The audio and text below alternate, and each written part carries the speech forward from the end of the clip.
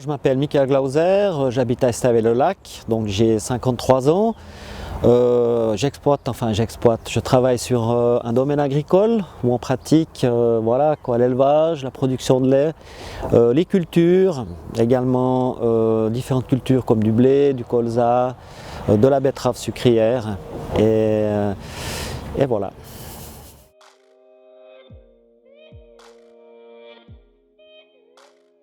Alors, les pistes, il y a différentes façons de voir la chose. Je pense essayer par soi-même déjà de trouver des solutions en observant la nature.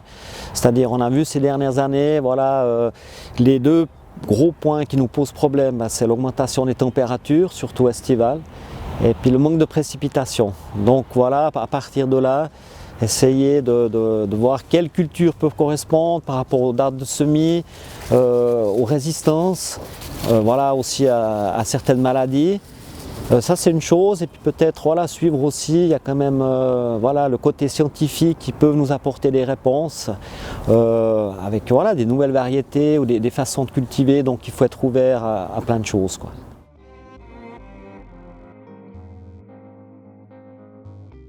Alors par exemple dans la production fourragère, on sait que la luzerne, qui a une racine pivotante qui va chercher l'eau de façon profonde, ça peut être une culture pour affourager le bétail qui peut être quelque chose d'intéressant. Après, on a des cultures avec des contrats, donc dans ce sens-là, il y a des recherches qui se font, des variétés qui sont moins gourmandes en eau, d'une part, et puis qui sont plus résistantes aussi aux chaleurs. Donc il faut essayer de suivre l'évolution et puis d'appliquer un petit peu les nouveautés dans ce sens-là, quoi.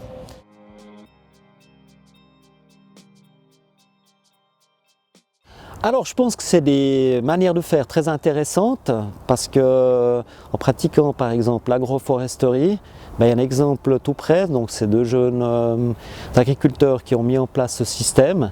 C'est vrai, on gagne pour essayer d'adoucir ou d'atténuer les effets des chaleurs, on apporte de l'ombre.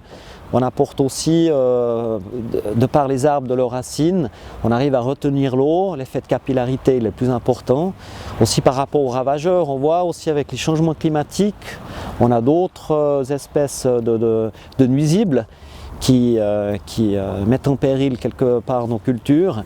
Et avec l'agroforesterie ou en plantant des haies ou certains arbres aussi, on peut apporter une solution, quoi. Justement, c'est des endroits refuges pour des auxiliaires, on appelle ça des auxiliaires. Donc, moi je trouve que c'est une très bonne chose, quoi, effectivement, quoi.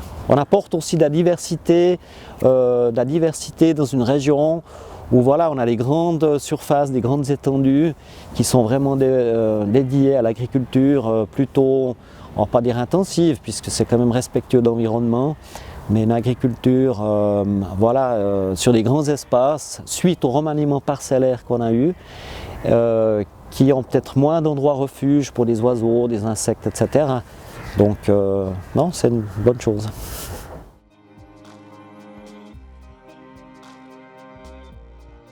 Moi-même, personnellement, je ne suis plus assuré à l'assurance grêle, mais oui, c'est surtout l'assurance grêle, c'est la grêle, éventuellement aussi les inondations, où on avait aussi les dégâts de neige sur les cultures tardives, mais il me semble que pour la sécheresse, il y a quelque chose qui se met en place. J'ai entendu dire que pour certaines cultures spéciales, où il y a vraiment, les enjeux financiers sont importants, il me semble qu'il y a quelque chose qui se met en place, mais je ne peux pas en dire plus.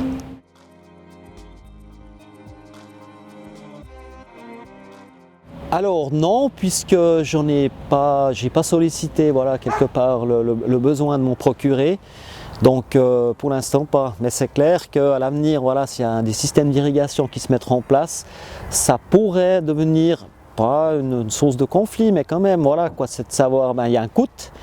Ça c'est une chose, et puis après les périodes d'application, pas forcément tout le monde pourra peut-être l'appliquer en même temps, il y aura peut-être des choix par rapport à des cultures, mais bon après ça c'est Ça, c'est pour la région dans son ensemble, c'est dans un avenir, allez, on parle peut-être de 10-15 ans.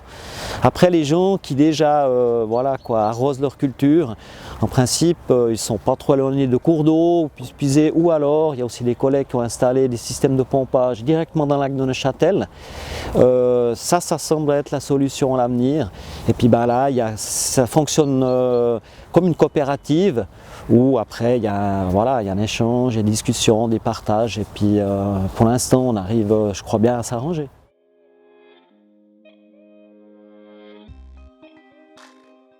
Alors je dirais, voilà, on parlait du changement climatique qui a une pression, oui, qui est là, mais je dirais pour ma part, en étant voilà, à proximité de grands axes routiers, de terres qui sont plates, donc qui dit terres plates proches des grands axes routiers, ben voilà quoi, il y a une forte demande pour des terrains constructibles, donc pour ma part c'est une pression qui est beaucoup plus grande. Et puis c'est vrai, voilà, c'est des terres quelque part qui sont productives, qui ont été remaniées, voilà, qui nourrissent voilà, les gens de façon voilà, je veux dire locale. Et puis là, par rapport à cette pression-là, c'est des terres qui ont tendance voilà, à disparaître, enfin qui sont privées de leur vocation initiale, donc nourricière, aussi voilà, pour absorber l'eau, la chaleur en cas de pluie. Donc il y a tout cet effet tampon, ce côté biodiversité aussi qui est quelque part qu'on enlève à la terre dès le moment où l'affectation du terrain change quoi, en fait. Donc moi c'est quelque chose qui me préoccupe beaucoup. Quand même. Après voilà, on a voté une loi, il y a la latte qui a passé, mais c'est selon les besoins, et puis ma foi voilà quoi, les besoins quelque part par rapport à l'augmentation de la population, les emplois etc. sont là. Donc par rapport à l'agriculture aussi, à une façon de voir la terre, à quoi elle est destinée. Donc oui, c'est un enjeu très crucial, surtout dans cette région-là quoi.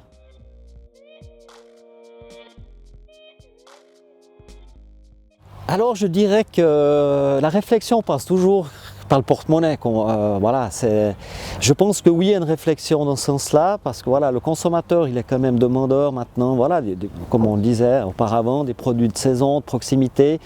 Donc on va un petit peu dans ce sens-là, parce que le client est roi.